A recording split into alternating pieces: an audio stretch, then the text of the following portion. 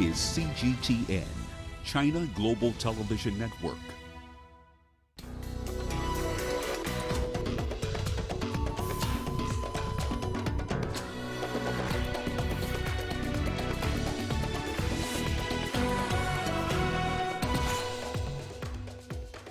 Clashes in Ethiopia's Amhara region leaves at least 20 people dead.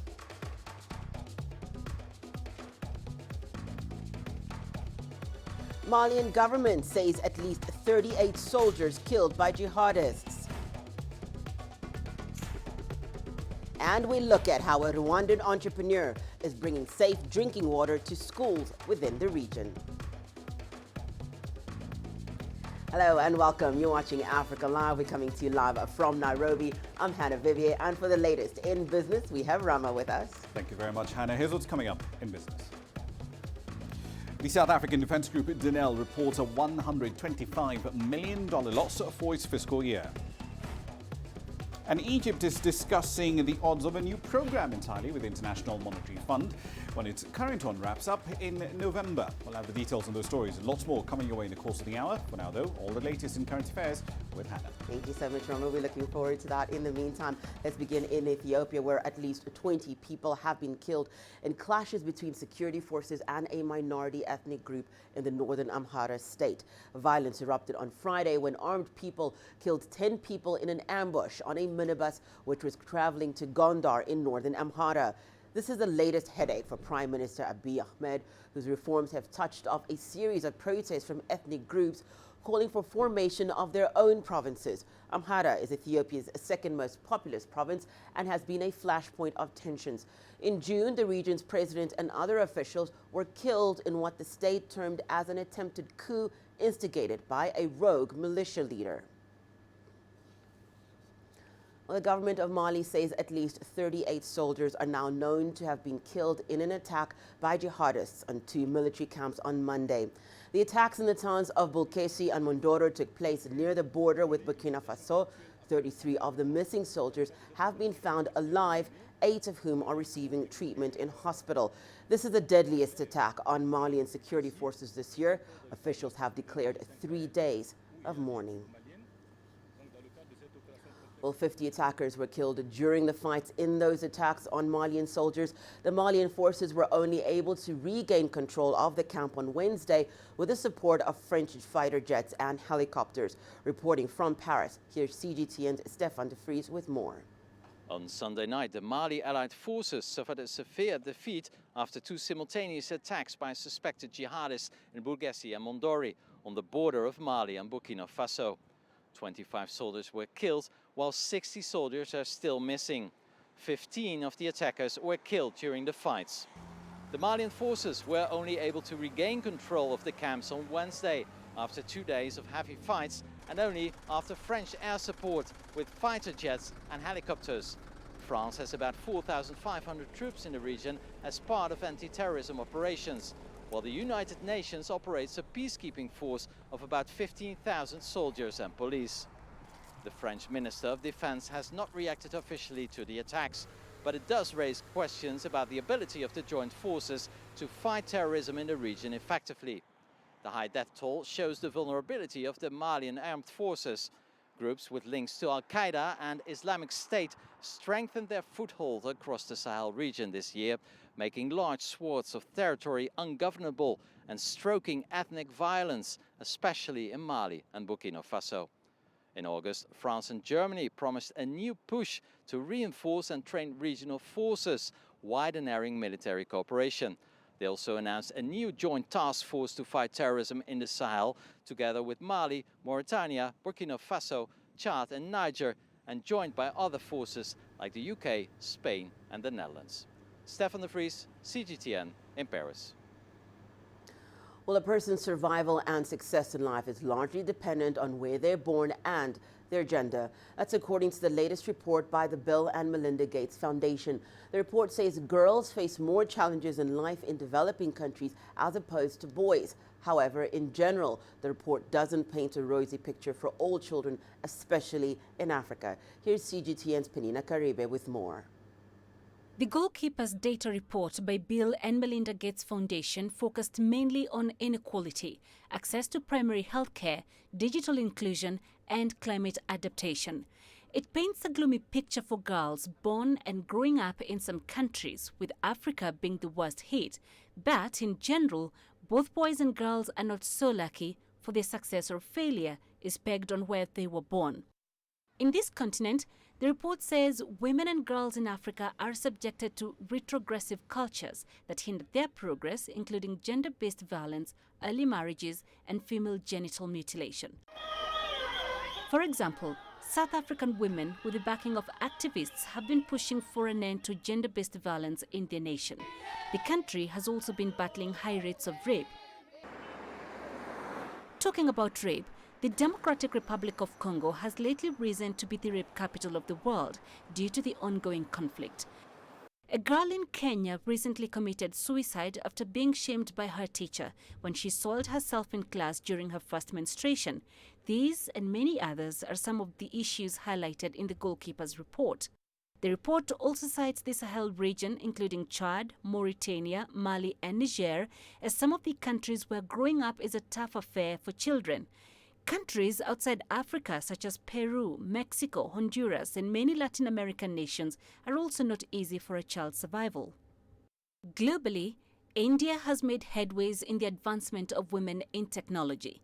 In submission, the report says, unlike people born in developed countries such as the United States, China, and Western Europe, growing up outside some of these nations is a tough call, one that determines one's success or failure in life. Penina Karibe, CGTN. Well, in our next story, CGTN's Kelechi M. Kalam highlights the life of a young Nigerian teenager who is defying the odds and pushing hard to make headway in life. Northern Nigeria is considered the toughest place to survive in the West African nation. Precious Amos lives and works in the Nigerian capital, Abuja. She was only 14 when she left home in search of work. All the odds were against her as the only girl child of 4 children. Not only did she start farming at the age of 10, she had to drop out of secondary school. By the time I reached in SS3, that's by then my father stopped. He paid my brother's school fees. He finished his own secondary school. He have wrote his exam. He passed NECO, but he failed WAEC. And then my father, that's where he stopped. He said that since my brother failed WAEC, he's not going to pay my school fees again, that we are going to stay in the house and continue farming. Precious, now 18, has saved up enough money from her housekeeping work. She's training to be a professional fashion designer, but she still has formal education on her mind. Now that things have begun to change, I'm going to finish my tailoring next year. So I want to go back to school. When I go back to school, it can help me. Even though I don't get any work to do, I have my tailoring. I can be doing my tailoring. So that one too is the way of getting money. Nigeria has a record 13.2 million children out of school. 60% of them are girls. Aside the crisis of insurgency in the northeast that has led to the destruction of several schools there, other discriminatory practices like early marriages and forced labor have contributed to the trend, which experts describe as extremely harmful.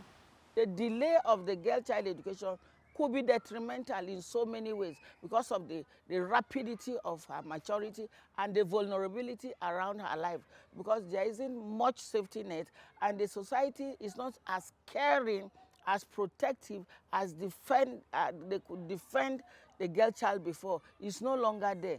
So there is a need. Anything you treasure, as in a female child, the female generally created by God, it is best to protect, develop, defend, and shield her. It's very important. The challenges of the girl child aren't completely insurmountable. Advocates suggest that steps should be taken to enshrine laws that would protect their rights in a society that's largely patriarchal. Kelechi M. Kalam, CGTN Abuja, Nigeria. From Uganda, CGTN's Hilary Ayesiga caught up with a 16-year-old girl who is trying to make ends meet in the slums of the capital, Kampala. A morning rush hour for Joan Nalwoga. She's been a waitress at this local restaurant for 7 months. My auntie taught me how to cook, and when I came to town, I was given a job at this restaurant. Joan was orphaned at an early age. She's the oldest of 4 siblings. Much of what she earns goes towards support for her brothers and sisters. After receiving my payment, I take the money to a savings scheme, and when it reaches about $15, I send some to my siblings in the village. Being a young lady, Joan says it's tough being a waitress here. When I go out to serve food, especially to the male customers, sometimes they touch me inappropriately. Nalwoga is among many girls here trying to eke a living out of cookery. But to get a better pay, she has to work hard. Uganda has designed policies to empower girls. It is providing some with vocational training. But rights activists say more needs to be done. Originally, women were not given equal opportunities with the men. The boys and the girls were not given equal opportunities. So the education level of our girls and the women still a bit low. Local authorities are now empowering more young people with vocational skills. But Joan believes through hard work, one day she will be able to set up her own business. Hilary Ayesiga, CGTN, Kampala, Uganda. Well, let's now head over to Cote d'Ivoire, where a female architect is making her mark on Abidjan's skyline. From banks to public and private projects, Essan Ngele Bugere has built them all. Essan Angèle Belgré hops into her car and heads to her latest construction site. The Abidjan skyline is dotted with a number of the architect's projects. Today, she's inspecting a new office building. On these projects, I'm working on an office space. We all know that most workers spend 8 to 12 hours in their office. So when an office is poorly designed, you end up with people who are in poor working conditions, and this can impact their health.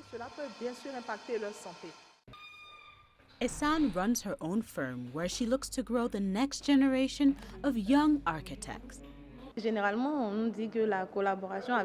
her honesty, it's going well. As soon as there's a concern, we talk about it and we find solutions quickly. Often it's even her who makes us do some research, find out what's wrong and come back to her to correct our mistakes. And it makes us grow.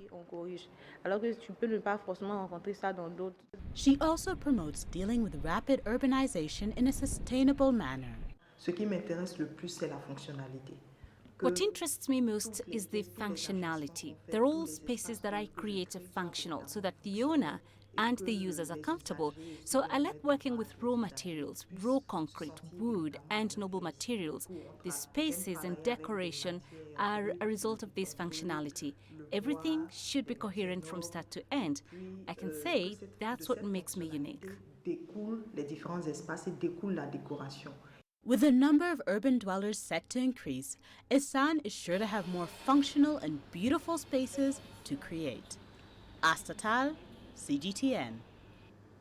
Well, we move to South Africa now, where latest figures show that housebreaking is the #1 crime in the country.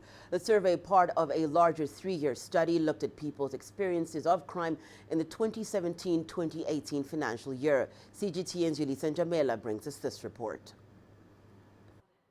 Stats SA's crime report took a closer look at household and individual crime incidents such as vehicle hijacking and home robbery.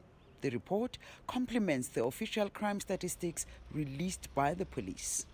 The report, known as Victim of Crime, also includes figures of crimes that were actually reported to the police. It found that housebreaking is the #1 crime in South Africa. We are talking about 1.3 million incidents.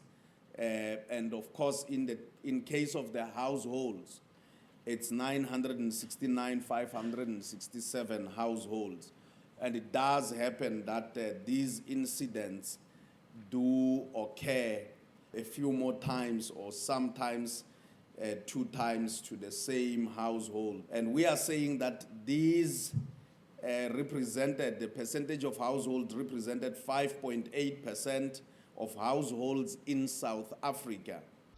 The report also noted that some crimes are committed by those close to the crime victims or survivors.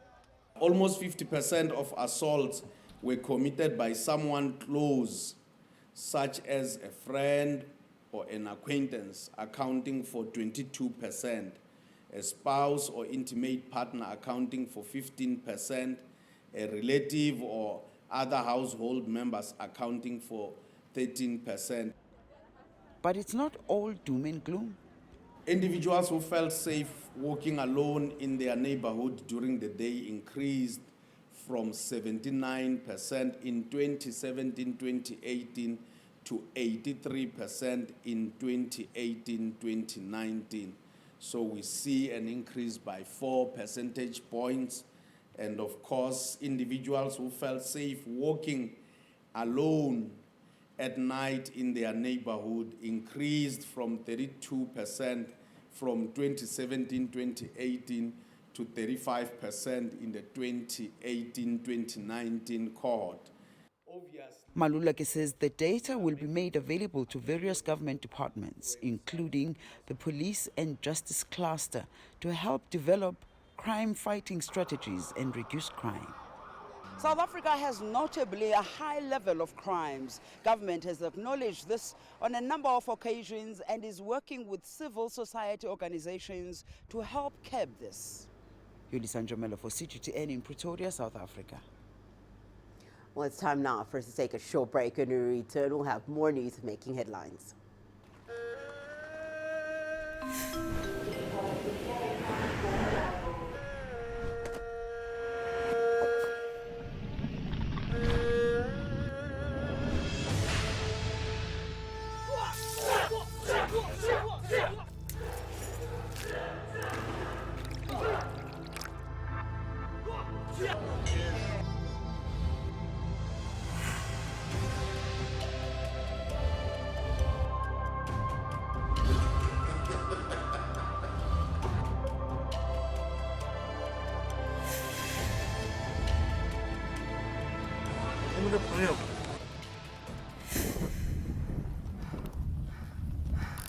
Here with Mr. J.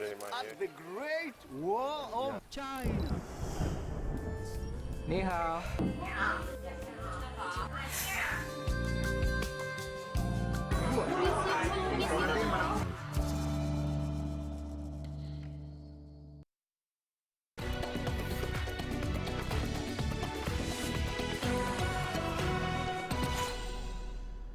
Welcome back. You're watching Africa Live. Well, a large group of rioters continues to damage public properties and buildings extensively across Kowloon, Hong Kong Island and the New Territories on Friday. They've also damaged shops, occupied major roads and set fire at various MTR stations and damaged facilities and ATM machines. Some rioters attacked police officers by throwing petrol bombs and attempted to take away police's pistol dropped on the ground. Hong Kong police say an undercover officer fired a live round as he was under attack. The police lost his pistol magazine during the attack. Police warn all rioters to stop all illegal acts and leave immediately and appeal to all members of the public to stay in safe places. Meanwhile, a Hong Kong court has declined injunction to suspend the newly enacted anti-mask law. South Africa has joined in the grand celebration for the 70th anniversary of the founding of the People's Republic of China. Experts maintain that the People's Republic of China has made major strides since its establishment and that the national strength of China is unprecedented. CGTN's Chao Mugono has more. The grand celebration of the founding of the People's Republic of China has been widely discussed the world over. Danan Kuni, who is the head of International Trade and Development at Westgrow, the official tourism, trade and investment promotion agency for Cape Town, says the military parade not only shows a well-trained and powerful Chinese People's Liberation Army, but also highlights technological and military developments. I watched the parade with wonder and awe. I thought it was fantastic to see how far China has progressed technologically since the days of Mao and since the creation of the PRC. It really was disciplined, very processed, very orderly, and it really shows you the leaps and bounds China has gained over these last few decades in achieving that sort of military might. Denon also welcomes Chinese President Xi Jinping's commitment to safeguard world peace and stability. I think I was really intrigued by his message that China is here to be a stabilizer globally and on a political stage as well as on a military stage. It's very impressive that China has also sent peacekeeping troops to Africa, to countries like the DRC, to Liberia, and for us, we view that as a real partnership, a military partnership in a lot of ways. So I really saw a commitment from the president. Since its establishment, the People's Republic of China has made fundamental strides in the past 7 decades and has become a world economic powerhouse. I think since China has become a dominant player economically, there's been a real effort by the Chinese government to work particularly with African and developing countries at a level of equal partnership.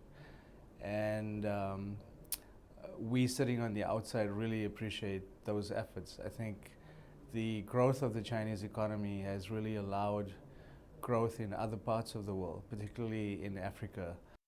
China's economic development has become the main driving force for the world economy. The Chinese government maintains its commitment to strengthening mutually benefit and win-win cooperation with Africa. Laura Walubengo, CGTN. Well, let's head to Egypt now, where the country is set to build the tallest tower in Africa. The tower is being built by a Chinese company and is set to open in January 2020. Yasser Hakim visited the site and filed this report. The new administrative capital is an ambitious project to relocate all the state and government institutions, ministries, international agencies and diplomatic missions to a new high-tech smart city. The new capital is expected to house nearly 6 million people in the next 5 years. And we are here at the focal point of the business district, which is the location of what is going to be the highest tower in Africa. It's called the Iconic Tower, also being constructed by a Chinese company. It's the highlight and sign of pride in this mega project. The tower is expected to be the second tallest in the Middle East after Burj Khalifa of Dubai. It is the highest tower in Africa, 385 meters high, and it is made up of 3 parts. The first part is the office part. It's open space for offices, for businesses, banks, agencies. The second part is an apartment which is on top of the office part in the middle of the height of this tower. And it's fully finished apartments. And the top part is a hotel, guest rooms as usual, with lift, with lobbies and all the features that you can find in a hotel. The iconic tower is being constructed by global real estate developer from China, the China State Construction Engineering Corporation. We have constructed so many buildings in different countries, like China and South area and Africa and European and America. We especially have good experiences in highest tower, and we have built a lot of tower that is exceed about 500 meters. So we believe we will fulfill this construction perfectly. The iconic tower is only one of a huge business district being built by the Chinese. Central business district, and it is the first area in Egypt that is designed for businesses and for startup businesses, companies, agencies, and banks. This CBD project is actually 22 towers. They serve more than one purpose. They have some residential towers, some office towers, and also hotels. Seaskek is providing all its capabilities to ensure the iconic tower lives up to its name. This is the most important construction of our company in this country. So we organize many engineers. They belong to different departments, and we will working together to make our best effort to construct this project. Assigning a Chinese company for constructing the business district and the iconic tower is a sign of confidence in Chinese expertise and impact of Chinese investments in Egypt. Yas Hakim for CGTN, Cairo. Well, here in Kenya, the standard gauge railway is the biggest infrastructure project undertaken since independence. Construction of the line created an estimated 30,000 jobs. The company that manages the operations of the SGR, Afristar, employs hundreds of locals who are undergoing training to take over the operations of the rail network. CGTN's Robert Nagila has more. Having dropped off its passengers, a locomotive slowly makes its way to a maintenance yard in Nairobi. It is here at the locomotive depot that the locomotives are brought for a thorough inspection and maintenance before being released to their daily schedules. Shalom Jerry, a trainee locomotive driver, has been an employee of Afristar Railway, the company that manages the standard gauge railways operations, for 3 years. I came here with just the basic knowledge that you get in school, but I didn't have much of the practical bit of it. So when I came here, it's been more of learning and learning every day. Afristar employs hundreds of local employees to manage its operations, from locomotive drivers to maintenance to stewards. Many, like Anne, have been through intensive training both locally and in China. At the beginning of 2017, the company organized a training in China. We went to Xi'an province, a little town called Baoji, where we had a training for a little bit like 3 months. We learned again the basics and the practicals, but in a more deeper level than we had in school.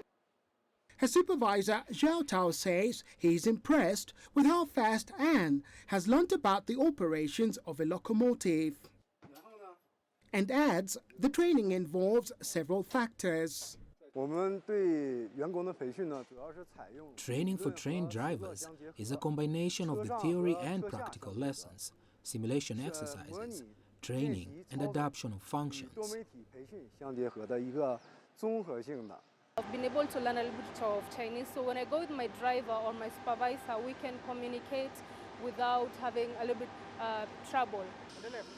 Outside, an inspection of a locomotive is almost complete.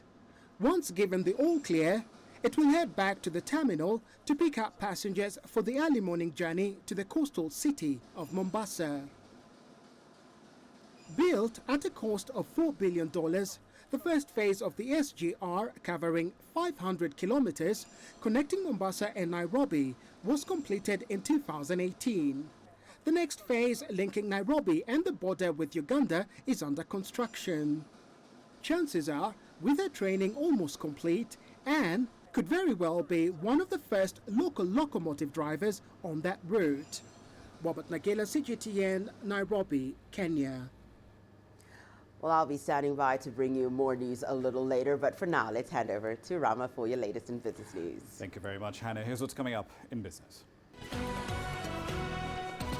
The South African arms maker Denel has reported a $125 million loss.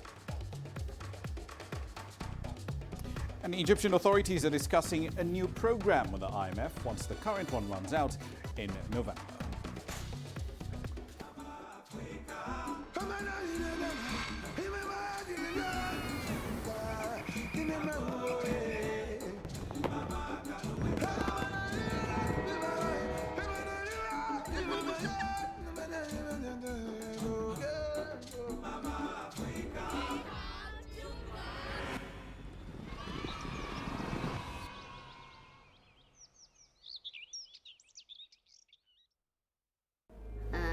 分得也 difficile 了，parce que quand t'as分得也能，les gauches 分得也能，les doigts c'est faire opération faire les doigts。Welcome back. Let's start in South Africa. The state-owned defence company Denel has reported an operating loss of $125 million for the year to end March. Now, its annual revenue plunged to an all-time low of just under $250 million. Denel is among the state-owned enterprises that have required bailouts from South African taxpayers just to remain afloat. It was recapitalized by the government with an injection of about $118 million in August. The cash crunch, however, has left the arms maker struggling, even just to pay salaries and suppliers in recent months. Further north, Egypt is in talks with the IMF to discuss possible programs or a new program aimed at funding structural reforms. Back in 2016, the country signed a 3-year agreement for a $12 billion extended credit facility following a sharp drop in its currency, of course, once it liberalized it. In a bid to implement these reforms, the government has now set its targets on attracting a lot more FDI and lowering unemployment too by improving the business environment. It does intend to continue cooperating with the IMF, perhaps through a classical standby arrangement or a simple precautionary arrangement line to help prevent and ensure against a future crisis.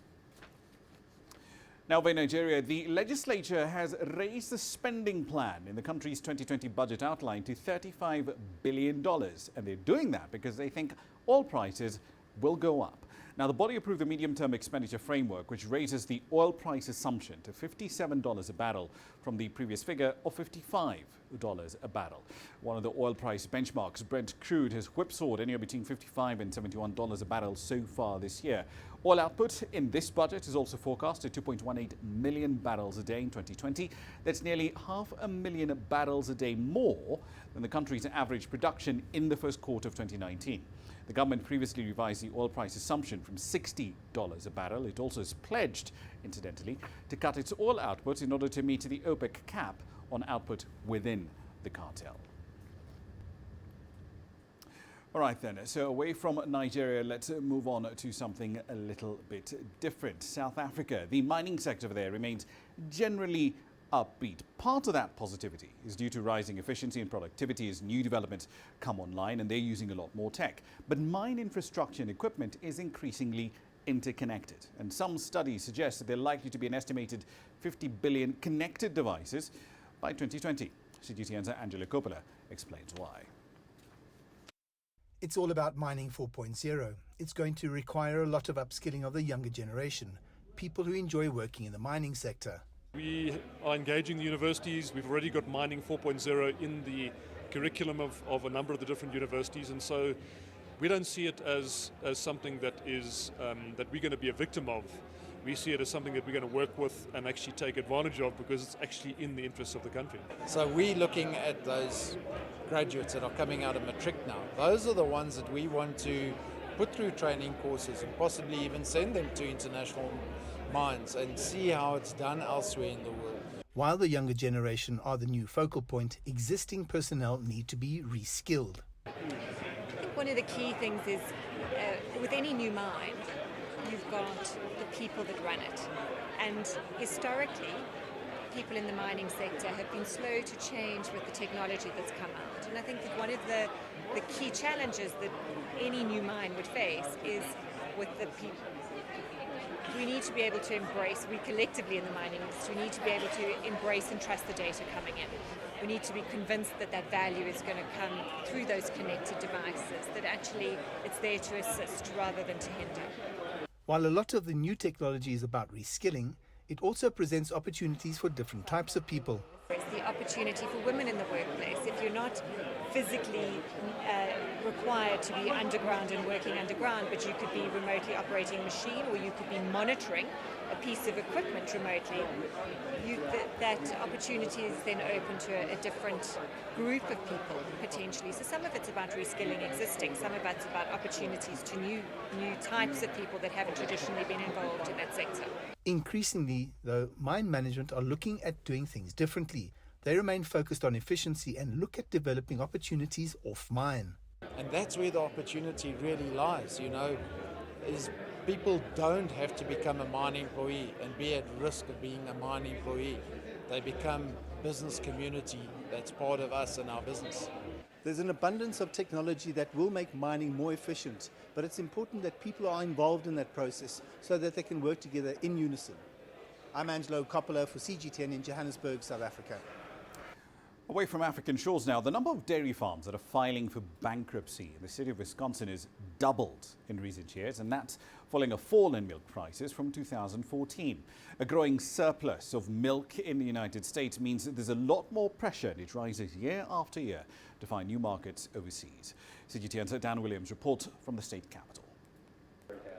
But she does have that definite advantage in the level. The World Dairy Expo is a celebration of one of America's key agricultural sectors. She gets a slight advantage over the cow following along in second. US dairy is worth an estimated $620 billion in overall economic impact. But the industry is struggling following years of falling milk prices. The number of dairy farms in Wisconsin has almost halved since 2005. But the message from US Secretary of Agriculture Sonny Perdue remains upbeat. So we need to look forward, not backward. There's no doubt there's been economic stress in the dairy industry, but we believe the better days are ahead. The dairy industry is a hugely expensive operation. Some of these prize-winning cows are worth more than $100,000 each, and exports are a key part of the business. Dairy industry officials estimate that nearly 16% of all US milk produced last year went to the export market. Exports to Mexico alone are worth $1.4 billion. But a key focus could fall on China, which is expected to become the world's largest dairy marketplace within the next 3 years. But with tariffs currently in place following the trade dispute between the US and China, US farmers are losing out to competitors. We've seen some growth within China as far as a market, but then now that we're in trade discussions with them, those sales have dropped off. If we don't have those markets around the world, it would get very small in a real hurry if we lose those markets. One of those already counting the cost of tariffs is Ellsworth Cooperative Creamery. They were shipping a container of dairy products every other month to China. But that has dropped significantly during the trade war. I've taken the position that we're going to still move some product to keep it on the shelf. It's not moving as much as we have. So when that trade dispute does settle, we'll be able to move forward. New trade agreements with Mexico, Canada and Japan offers hope for US dairy farmers. But few here are getting excited by that. The industry continues to face strong headwinds. Even at home, where plant-based beverages like soy milk and almond milk now account for 13% of the US milk market. Dan Williams, CGTN, Madison, Wisconsin. Right, then I'll leave it there for the time being, but I'll be back at the top of the hour. We'll be looking at Egypt's government's decision to cut domestic fuel prices. It's the first time that's happened in decades, frankly, and it comes off the back of at least 4 different price hikes. Details of that and plenty more coming your way at 1800 GMT. See you then. For now, though, back to Hannah. Thank you so much, Rama. We'll see you in a bit for Global Biz, but for now, here's to take a look at some more stories that you can expect after the short break. In the third installment of our Social Startup Africa series, we see how a Rwandan entrepreneur is bringing safe drinking water to schools within the region.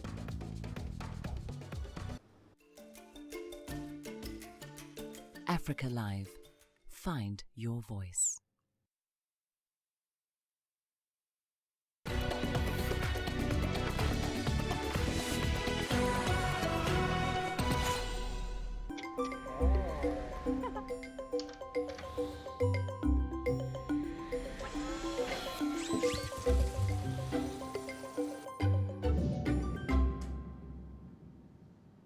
Welcome back. You're watching Africa Live, where we bring you another inspiring story from our Social Startup Africa series.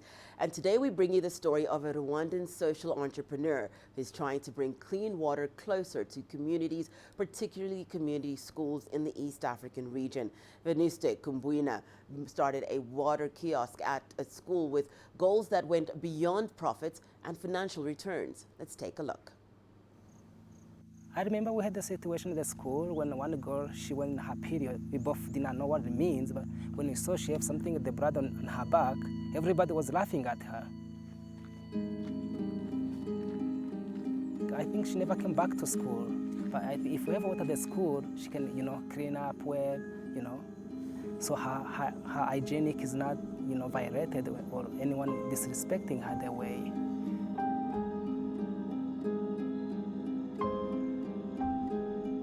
My name is Venuste.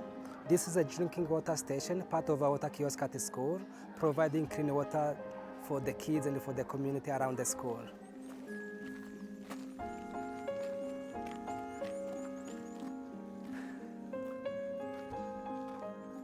I was born in 1985. So back then, all of this was a village. Not many houses like this, were just like banana plantations. As you see that, we farm a lot of beans.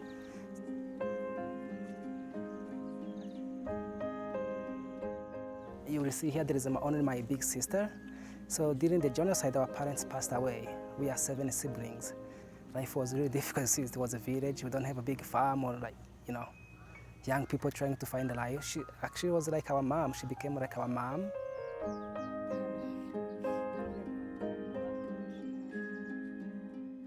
My primary school is up there over the mountain. So basically, in the morning you wake up, go fetch water down there in the village, the valley, then come home. If you have some work to do for the family, like cleaning up, that's what I was doing. Then I go to school or take care of the cows.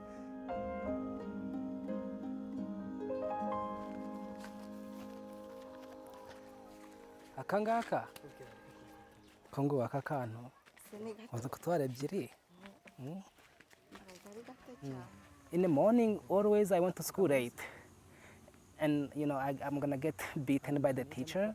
Sometimes they send me away because when you come late, today, tomorrow, 3 days a week, something is wrong with you. And every day, we used to go to school with the water at the school. If you did not get small jerrycan for your family, get some to take to the school because school also had no water. We had to carry water from house to the school, like to clean up the toilet and because also the school was muddy, you have to spray some water to avoid dust. So everybody used to come with the water at the school. So this way, if you come late or with no water, you're gonna have some punishment. So this really was part of my motivation to set up a water kiosk at the school.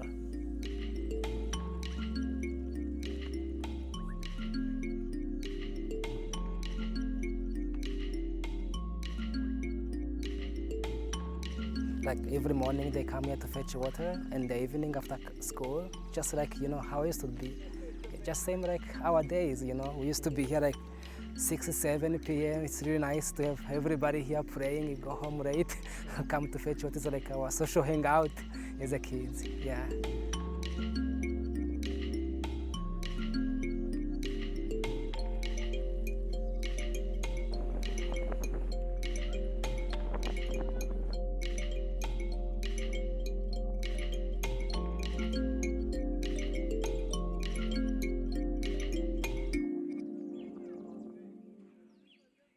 Welcome to Rubugurizo Primary School. This is where we set up our first water kiosk in Rwanda. After so many years doing this in Kenya, I'm so happy that we finally got to do here in my home country, even in my province. I'm pretty happy because now so many kids in this village going to have clean water, save their energy going to fetch water after school. They can drink water during school, anytime, and everybody here now has clean water. So this tap is actually like what we call like plug and play. So you don't need to assemble anything from here.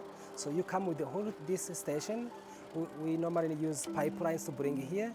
Inside of this metal, there is a small pipe. a pipe that we connect with the main water pipeline. Inside here, at the end of inside the tap, we put a filtering system where we can be able to keep the residue that may come through the main pipe. And then when we press this water comes out, it pushes actually the residue to go back, and water comes here. It's 100% clean for consumption.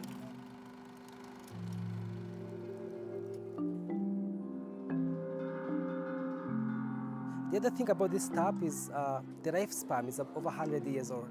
So now people here, they are sure this is gonna last for 100 years with the clean water. Same, even the filtering system, you don't need any maintenance. Agenda.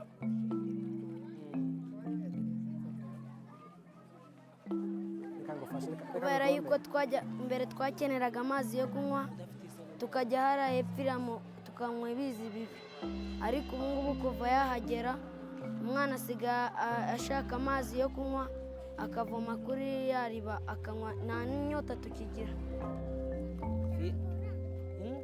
ijambo ra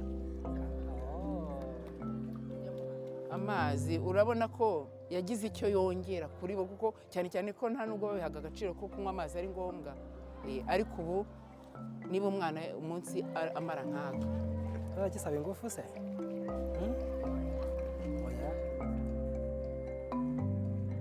What I would say, because for the last 10 years, I have been working with young people for us to design youth-led and for community development initiative like this water kiosk. I did not design it alone. I work with many young people to design these solutions. So what I would encourage young people is to be involved with the youth group, because alone you can do nothing. But when you join other young people, we're gonna make a difference. Like, as you see, the water kiosk, it's not me alone. Together with other young people, we're able to make this difference. So I believe togetherness, we will be able to achieve a lot.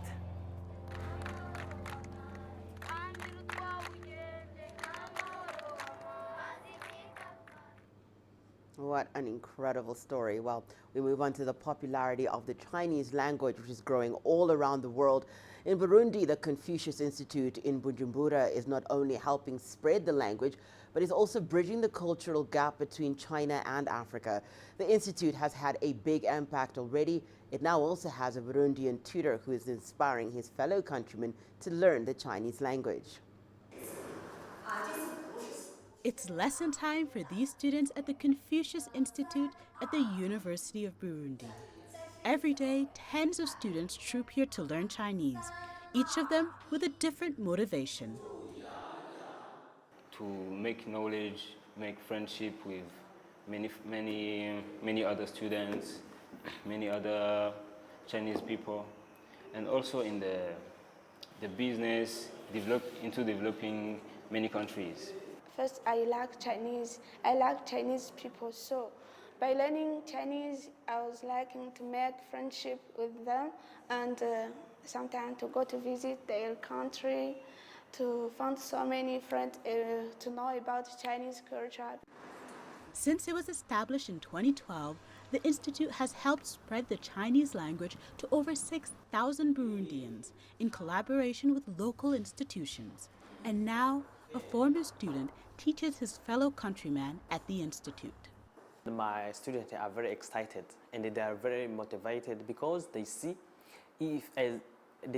me as the model, the example, maybe the idol. Because when they see me teaching them Chinese, they have an idea in their mind. Because they say, me, I am the Burundian as my teacher.